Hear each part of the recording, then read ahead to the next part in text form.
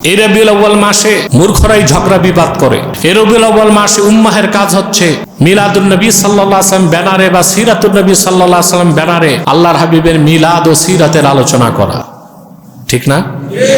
কোনো সমস্যা নাই, মিলাদ যার সিরাত তার। আমাদের দেশে ফেরকা বন্দির কারণে বুঝলেন, একদল আর এক দলকে ঘায়েল বা পরাজিত করতে যে সত্যের বিরোধিতা করে। এটা হচ্ছে আমাদের পারস্পরিক দ্বন্দ্ব সংঘাত দিন দিন বেড়ে যাবার বড় একটি কারণ। রাসূলুল্লাহর সিরাতের এমন একটা কিতাব দেখাতে পারবেন যা শুরু মিলাদ দিয়ে হয় নাই? নাই তো। আল্লাহর হাবিবের সিরাতের উপর কিতাব লিখতে যে প্রথমেই মুহাদ্দিসগণ রাসূলুল্লাহর মিলাদের আলোচনা করছেন, জন্ম বৃত্তান্ত। যেহেতু সারা বছরই আমরা সিরাতের মাহফিল, সিরাতের ব্যানারে মাহফিল করি, রবিউল আউয়াল মাসটা যেহেতু মিলাদের মাস, এই সময় মিলাদুন নবী ব্যানারে মাহফিল করাটাই তো অধিক সওয়াবের কাজ এবং যুক্তিযুক্ত বিষয়, ঠিক কিনা? আমাদের দেশে কিছু মূর্খ বক্তা এবং প্রবক্তা 12 রবিউল আউয়ালে ঈদে মিলাদুন নবী সাল্লাল্লাহু আলাইহি ওয়াসাল্লামের মাহফিলকে প্রশ্নবিদ্ধ করার জন্য বলে যে রাসূলুল্লাহ সাল্লাল্লাহু আলাইহি ওয়াসাল্লাম রবিউল আউয়াল মাসে আগমন করেছেন, তবে সময়টা যে 12 রবিউল আউয়াল ছিল এটা কি নিশ্চিতভাবে জানা যায়? অবশ্যই। পূর্বের পয়গম্বররা কে কখন আগমন করেছে তাদের জমানা আমরা জানি, নির্ধারিত তারিখ জানি না।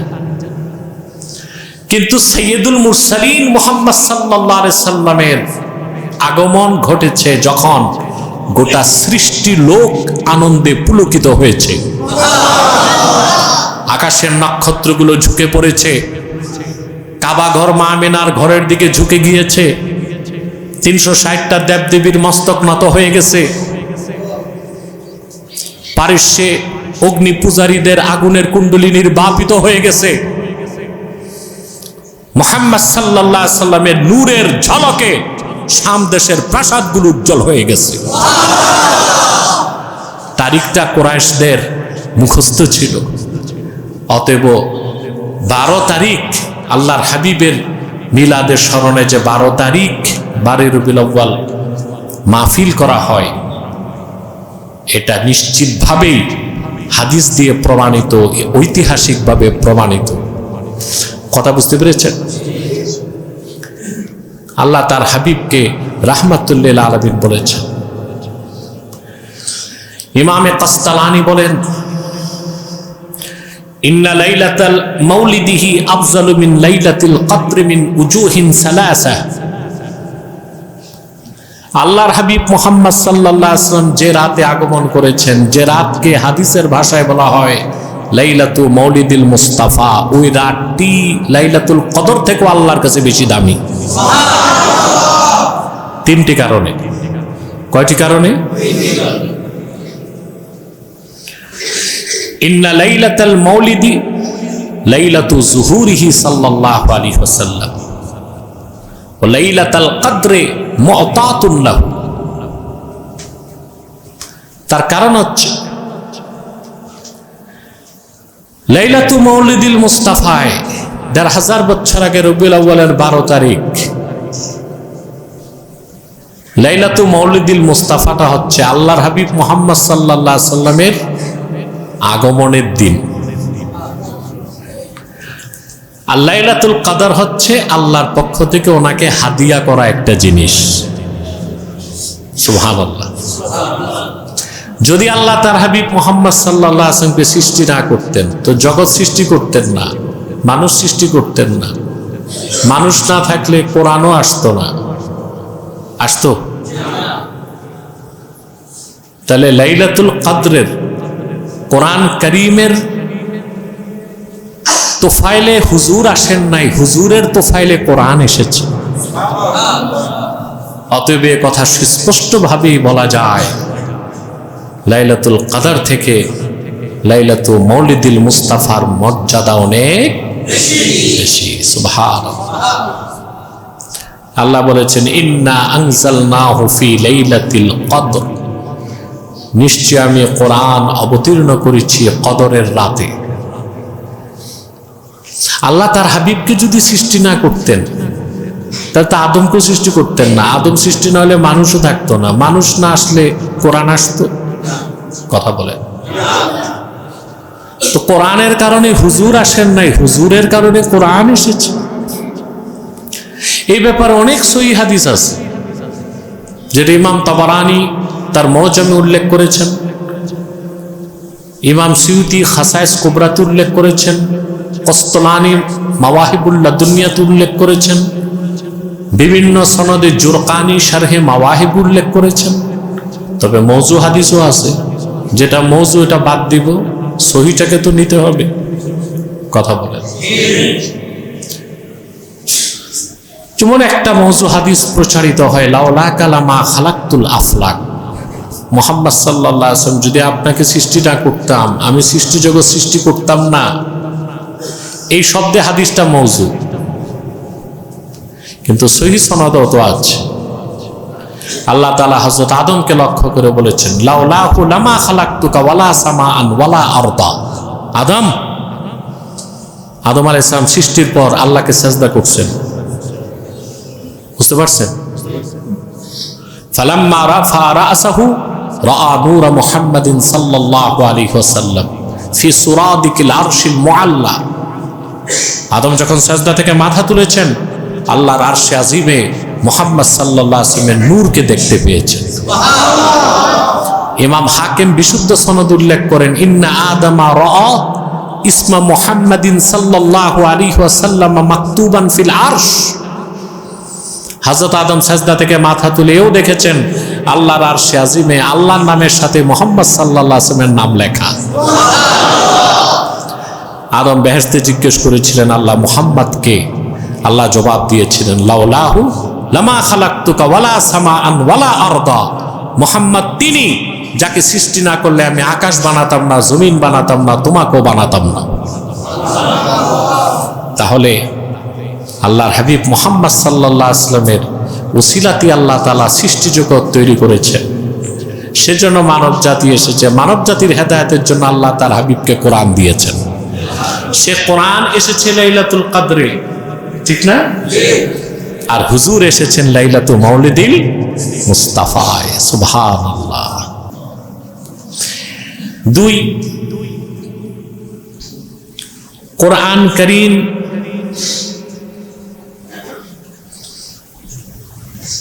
কোরআন কারীম হচ্ছে রাহমাতুল লিল মুসলিমিন, আর আল্লাহর হাবিব হচ্ছেন রাহমাতুল লিল আলামিন। রহমত হিসেবে বড় কোনটি, কোরআন না হুজুর? এটা কি আমার কথা না কোরআনের কথা?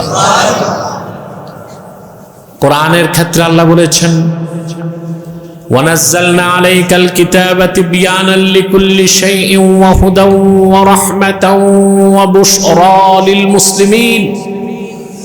প্রিয় হাবিব মুহাম্মদ সাল্লাল্লাহু আলাইহি ওয়াসাল্লাম, আপনার কাছে কোরআন আমি নাজিল করেছি সকল কিছু সুস্পষ্ট ব্যাখ্যা হিসেবে, হেদায়েতকারী হিসেবে, সুবহানাল্লাহ, সুসংবাদের বাহন হিসেবে, এবং গোটা মুসলিম জাতির জন্য রহমত হিসেবে। সুবহানাল্লাহ। মুসলিম জাতির জন্য। আর আল্লাহ তার হাবিবের ব্যাপারে বলেন, ওমা আরসালনাকা ইল্লা রাহমাতাল লিল আলামিন। মুহাম্মদ সাল্লাল্লাহু আলাইহি ওয়াসাল্লাম, আমি আপনাকে পাঠিয়েছি গোটা সৃষ্টি জগতের জন্য রহমত হিসেবে। বলেন সুবহানাল্লাহ। কথা বুঝতেছেন? হুজুরকে আল্লাহ বলেছেন রাহমাতুল লিল আলামিন। সুবহানাল্লাহ।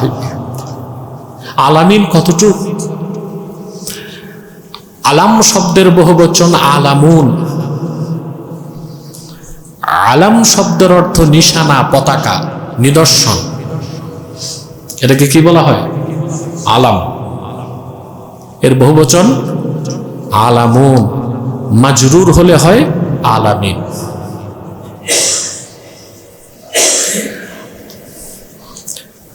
এই জন্যে আলামকে আলাম বলা হয়। প্রত্যেকটা সৃষ্টির মধ্যে আল্লাহর একটা কুদরত থাকে। কি থাকে?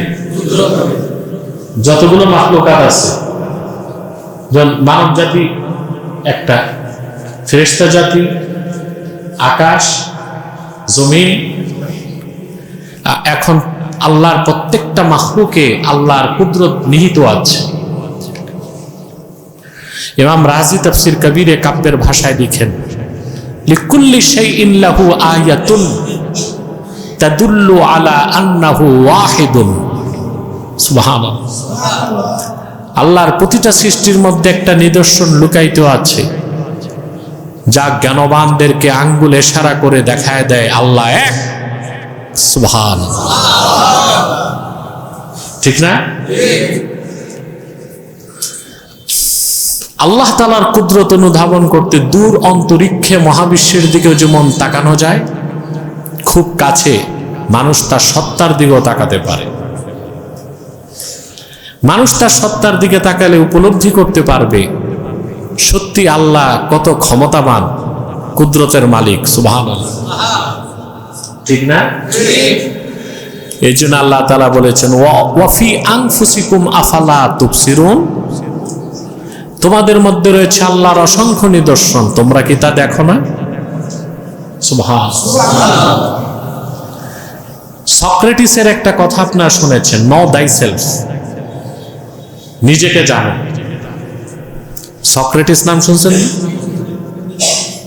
গ্রিক দার্শনিক ছিল চারজন। হোমারের ছাত্র সক্রেটিস, সক্রেটিসের ছাত্র প্লেটো, প্লেটোর ছাত্র অ্যারিস্টটল। এই চারজন, হোমার, সক্রেটিস, প্লেটো, অ্যারিস্টটল।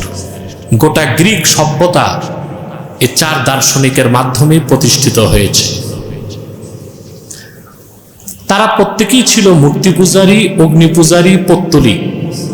তাদের কোনো আদর্শ আমাদের জন্য গ্রহণযোগ্য নয়, তবে তাদের কিছু কথা আছে খুব সুন্দর। যেমন সক্রেটিসের একটা কথা, সক্রেটিস বলেছে, virtues is knowledge, virtue is knowledge, পুণ্য বা ন্যাক কাজটাই শক্তি। Virtue is knowledge, virtue is power. পুণ্য বা ন্যাক কাজ কি? শক্তি। পুণ্য বা ন্যাক কাজ কি? জ্ঞান। এই কথাটা বলছে সক্রেটিস। আমি খুব চিন্তা করছি, সক্রেটিসের মতো একটা বস্তুবাদী দার্শনিক এত সুন্দর কথা বলল কোত্থেকে? প্রশ্ন আসে না? আমি চিন্তা ভাবনা করে পেয়েছি। সক্রেটিস, হোমার, প্লেটো সমসাময়িক ছিল। তাদের সময় বাইতুল মুকাদ্দাসে আল্লাহর পয়গম্বর ছিলেন হযরত দানিয়াল আলাইহিস সালাম। কে? বখতে নসর যখন বাইতুল মুকাদ্দাসে হামলা করেছিল, লক্ষ লক্ষ ইহুদিকে হত্যা করেছিল, তখন হযরত দানিয়াল বাইতুল মুকাদ্দাসে আত্মগোপন করেছিল। তাওরাতের সবগুলো কপি বখতে নসর আগুনে জ্বালায় দিয়েছিল। সেদিনে তাওরাত তার অথেন্টিসিটি হারিয়ে ফেলেছে। হযরত দানিয়াল পরবর্তীতে আত্মগোপন অবস্থা থেকে বেরিয়ে আসেন। অসংখ্য ইহুদি পণ্ডিত, বনী ইসরায়েলের লোকজন তখন সাগর পাড়ি দিয়ে গ্রিস চলে গিয়েছিল। তারা সেখানে ধর্ম প্রচার করত। তো হোমার, সক্রেটিস, প্লেটো যতটুকু ভালো কথা বলেছে, ওটা তাদের মস্তিষ্ক প্রসূত ছিল না, বরং বনী ইসরায়েলের পয়গম্বরদের মাধ্যমে যে জ্ঞানটার বিস্তার লাভ ঘটেছিল সেটাই তারা পেয়েছিল, সেটাই তারা প্রচার করেছিল। কিন্তু তাওহীদের জ্ঞান না থাকার কারণে তাদের সভ্যতা ও দর্শন গড়ে উঠেছিল বস্তুবাদ ও পৌত্তলিকতার উপরে। অতএব এই যে সক্রেটিসের কথা, নো দাই সেলফ, নিজেকে জানো, virtue is power, virtue is knowledge, এই কথাগুলো কোনো না কোনো ভাবে বনী ইসরায়েলের পয়গম্বরদের মাধ্যমেই প্রচারিত হয়েছিল। কথাটা বুঝতে পেরেছেন? এই যে সক্রেটিস যেটা বলেছে নিজেকে জানো, এই কথাটা তার না। কথা বুঝতে পারছেন? এই কথাটিকে বলতে যে ইমামে আজম বলেছেন, মান আরাফা নাফসাহু ফাকাদ আরাফা রাব্বাহু, যে নিজেকে জানলো, চিনলো, সে তার রবকে চিনলো। সুবহানাল্লাহ। ইমাম আজমের বক্তব্যটাও তার মস্তিষ্ক প্রসূত নয়। আল্লাহ বলেছেন, ওয়া ফি আনফুসিকুম আফালা তুবসিরুন। সুবহানাল্লাহ। আল্লাহর নিদর্শন, প্রত্যেকটা আলাম হচ্ছে কি? আল্লাহর আল্লাহর কুদরত, তার সৃষ্টি নৈপুণ্যের অনুপম নিদর্শন হচ্ছে তা আল্লাহর প্রতিটা সৃষ্টির মধ্যে লুকায়িত আছে। তা দেখার জন্যে বসিরত লাগে, অন্তর্দৃষ্টি লাগে। বস্তুবাদ, বস্তু পূজারী পৌত্তলিকদের পক্ষে তা দেখা, অনুধাবন করা সম্ভব নয়। সবচেয়ে পৃথিবীতে সবচেয়ে নিকৃষ্ট সৃষ্টি যারা, তারাই কাফের হয়, নাস্তিক হয়। বিদ্যা বুদ্ধি থাকতে পারে, ডিগ্রি থাকতে পারে, কথা বলে আল্লাহর কাছে তার 2 পয়সার মূল্য নাই। আল্লাহ স্পষ্ট বলেছেন, ইন্নাল্লাযীনা কাফারু মিন আহলিল কিতাবি ওয়াল মুশরিকিন ফি নারি জাহান্নামা খালিদিনা ফিহা উলাইকা হুম শাররুল বারিয়্যাহ। যারা কাফের, কুফর করেছে আহলে কিতাবের মধ্য থেকে, মুশরিকদের মধ্য থেকে, চিরকাল তারা জাহান্নামে অবস্থান করবে। তারা সৃষ্টির মধ্যে সবচেয়ে নিকৃষ্ট সৃষ্টি। কার কথা? এখন পিএইচডি ডিগ্রি একটা না 14টা থাক, নোবেল একটা না 28টা থাক, বিদ্যা বুদ্ধি যশ খ্যাতি সব থাক, যার ঈমান নাই সে নিকৃষ্ট সৃষ্টি। আর খেটে খাওয়া মজদুর, যার শরীরে সবটুকুন লজ্জাস্থান ঢাকার কাপড়টুকুন নেই, দুবেলা পেট পুরে খেতে পারে না, মাথার নিচে ইট দিয়ে ঘুমায়, সে যদি ইমানদার হয়, আল্লাহ বলেছেন, ইন্নাল্লাযীনা আমানু ওয়া আমিলুস সালিহাতি উলাইকা হুম খায়রুল বারিয়্যাহ। যারা ঈমান এনেছে এবং সৎকর্ম করেছে, সেই ঈমানদার এবং সৎকর্মশীলরাই হচ্ছে উত্তম সৃষ্টি। কার ডিক্লারেশন? এটা দিয়ে আমাদের মাপতে হবে কে ভালো, কে খারাপ, কে ভালো, কে উত্তম, কে অধম, কে উৎকৃষ্ট, কে নিকৃষ্ট। কথা বুঝতেছেন? ঈমানদার সৎকর্মশীলদের মতামত আর বেঈমান অসৎকর্মশীল যারা বদকার, তাদের মতামত এক হতে পারে? কিন্তু এটাই তো হচ্ছে। কথা বলেন। আপনার নির্বাচনে ভোট দিতে যাবেন, ঢাকা বিশ্ববিদ্যালয়ের একজন উচ্চশিক্ষিত পিএইচডি ডিগ্রিধারী প্রফেসর একটা ভোট দিল, ঠিক না? আবার আপনার এলাকার জুতা সেলাই করে মুচি যে একটা ভোট দিল। দুজনের ভোটকে এক পাল্লায় ওজন করলেন। এক পাল্লায় কোথায় একটা লোক পিএইচডি ডিগ্রিধারী প্রফেসর, কোথায় এক লোক মুচি। এটাই গণতন্ত্র। এখানে মাথা গণনা করা হয়, মাথার কোয়ালিটি দেখা হয় না। কি গণনা হয়? মাথা গণনা হয়। এটা হচ্ছে তাকাসের মূলি হ্যায় তাকাসের খাজা, আজাব মুলুক কি আজাব রাজা। মূলাও 1 টাকা শের, ঘিয়ে ভাজা খাজা, খাইতে বড় মজা, তাও 1 টাকা শের। লোহাও 1 টাকা কেজি, স্বর্ণ 1 টাকা কেজি। এর নাম ডেমোক্রেসি। এর নাম কি? এখানে কি গণা হয়? মাথা। কিন্তু মাথার কোয়ালিটি আর খেলাফা পদ্ধতি এর চেয়ে ঊর্ধ্বে। এখানে মাথা গণা হয় না, মাথার কোয়ালিটি দেখা হয়, যেটা বিবেক ঠিক আছে কিনা, আকল ঠিক আছে কিনা। আল্লাহর তৌহিদকে আর রাসূলুল্লাহর রিসালাতকে যে বিশ্বাস করে না, সে তো চতুষ্পদ জানোয়ার সদৃশ, তার চেয়ে নিকৃষ্ট। ওই রকম মানুষদের কোনো সিদ্ধান্ত মুসলমান মেনে নিতে পারে না, ব্যক্তি জীবন, সমাজ জীবন, সংসার জীবন, রাষ্ট্র জীবনে। বহুত বলেছি, আরো বলবো সুযোগ হলে। আজকে যে বিষয়টা আলোচনা করছি, তাহলে বোঝা যাচ্ছে 2 ঈদ ছাড়াও ঈদ হতে পারে, আছে কিনা? আরেকটা হাদিস এসছে ভিন্ন শব্দে, তাফসীর খাজেনে। কথা বুঝতে পারছেন? এখানেও হযরত আব্দুল্লাহ ইবনে হযরত ওমর ইবনে খাত্তাব থেকে বর্ণিত, عن طارق بن شهاب قال جاء رجل من اليهود إلى عمر بن الخطاب رضي الله تعالى عنه فقال يا أمير المؤمنين آية في كتابكم تقرؤونها لو علينا نزلت معشر اليهود لاتخذنا ذلك اليوم عيدا ভিন্ন শব্দে, বুখারীতে যে হাদিসটা এসছে একটু ভিন্ন শব্দে আসছে তাফসীর খাজেনে। এক ইহুদি হযরত ওমর ইবনুল খাত্তাবকে বললেন, হুজুর আপনারা কোরআন শরীফে একটা আয়াত পড়েন, এরকম আয়াত যদি নাজিল হতো আমাদের নবী মুসার উপর, আয়াত নাজিলের দিন কি ঈদের দিন বানাইতাম? কিসের দিন? ঈদের দিন বানাতাম। তিনি বললেন, সেটা কোন আয়াত? কথা বুঝতেছেন? ক্বালা আল ইয়াওমা আকমালতু লাকুম দীনাকুম ওয়া আতমামতু আলাইকুম নি'মাতি ওয়া রাদিতু লাকুমুল ইসলামা দীনা। ফাকালা উমারু ইন্নী লা আ'লামুল ইয়াওমাল্লাযী নাযালাত ফীহি ওয়াল মাকানাল্লাযী নাযালাত ফীহি নাযালাত আলা রাসূলিল্লাহি সাল্লাল্লাহু আলাইহি ওয়াসাল্লাম বিআরাফাতিন ফী ইয়াউমিল জুমআহ। হযরত ওমর ইবনুল খাত্তাব বললেন, এই আয়াত আল্লাহর হাবিব মুহাম্মদ সাল্লাল্লাহু আলাইহি ওয়াসাল্লামের উপর কোথায় কখন নাজিল হয়েছে আমরা তো জানি।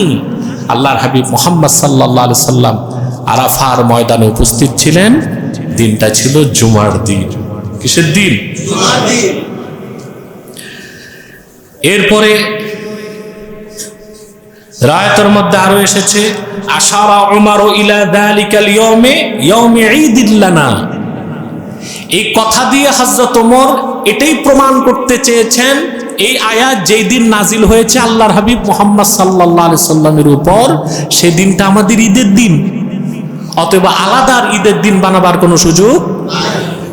তো দুই ঈদ ছাড়াও ঈদ আছে না নাই? আরেকটা রওয়ায়াত, এটাও তাফসীর খাজেনের মধ্যে এসেছে। وعن ابن عباس أنه قرأ اليوم أكملت لكم دينكم وأتممت عليكم نعمتي ورضيت لكم الإسلام دينا وعنده يهودي فقال لو نزلت هذه الآية علينا لاتخذناها عيدا فقال ابن عباس رضي الله تعالى عنهما فإنها نزلت في يوم عيدين في يوم جمعة ويوم عرفة। হযরত আব্দুল্লাহ ইবনে আব্বাস রাদিয়াল্লাহু তাআলা আনহুমা তিনি বলেন, ওনাকে বলা হলো আল ইয়াওমা আকমালতু লাকুম দীনাকুম ওয়া আতমামতু আলাইকুম নি'মাতি ওয়া রাদিতু লাকুমুল ইসলামা দীনা। এই আয়াতের ব্যাপার তিনি যখন তিলাওয়াত করলেন, ওই যে একই রকম বর্ণনা, এক ইহুদি বলল, হুজুর এই আয়াতটা যদি আমাদের নবী মুসার উপর নাজিল হতো তাহলে আমরা আয়াত নাজিলের দিনটাকে ঈদের দিন বানাতাম। আব্দুল্লাহ ইবনে আব্বাস বললেন, এই আয়াতটা তো দুই ঈদের দিন নাজিল হয়েছে, আর তো ঈদের দিন বানাবার দরকার নেই। দিনটা ছিল জুমার দিন, দিনটা ছিল আরাফার দিন। সুবহানাল্লাহ। তাহলে এই হাদিস থেকেও বোঝা যাচ্ছে দুই ঈদ ছাড়াও ঈদ আছে। তাহলে ঈদ অর্থ কি? আসরুরুল আয়েদ, যে আনন্দটা বারবার জাগে তাকে কি বলা হয়? তাকে কি বলা হয়? এটার একটা সংজ্ঞা আমি এইভাবে দিয়ে থাকি, যেই ঘটনা ঘটে একবার মনে পড়ে, বারে বার মনে পড়ে, যতবার আনন্দ লাগে ততবার, তাকেই বলা হয় ঈদ। যেই ঘটনা ঘটে একবার মনে পড়ে, বারে বার মনে পড়ে, যতবার আনন্দ লাগে ততবার, তাকে বলা হয় ঈদ। মুসা নবী লোকবল নিয়ে সমুদ্র পাড়ি দিয়েছিলেন কয়দিন? একদিন। কিন্তু শুকরিয়া হিসেবে প্রত্যেক আশুরার দিন তিনি রোজা রাখতেন। ঘটনা ঘটছিল কয়বার? আনন্দ আর শুকরিয়া বারে বার, ঠিক কিনা? আদম আলাইহিস সালামকে আল্লাহ সৃষ্টি করেছেন অনেক মুফাসসিরের মতে জুমার দিন, এই জন্য জুমার এত মর্যাদা। আদমকে তো আল্লাহ একবারই বানাইছেন, কিন্তু ঘটনা ঘটছে একবার, মনে পড়ে। আল্লাহর আখির নবী মুহাম্মদ সাল্লাল্লাহু আলাইহি ওয়াসাল্লাম ১৫০০ বছর আগে মক্কাতুল মুকাররমায় হযরত মা আমিনার নূরময় রেহেম থেকে তাশরিফ নিয়ে এসেছেন। ১৫০০ বছর আগে রবিউল আউয়ালের ১২ তারিখ সুবহে সাদিকের সময়। সে রাতটাকে বলা হয় লাইলাতু মৌলিদুল মুস্তাফা।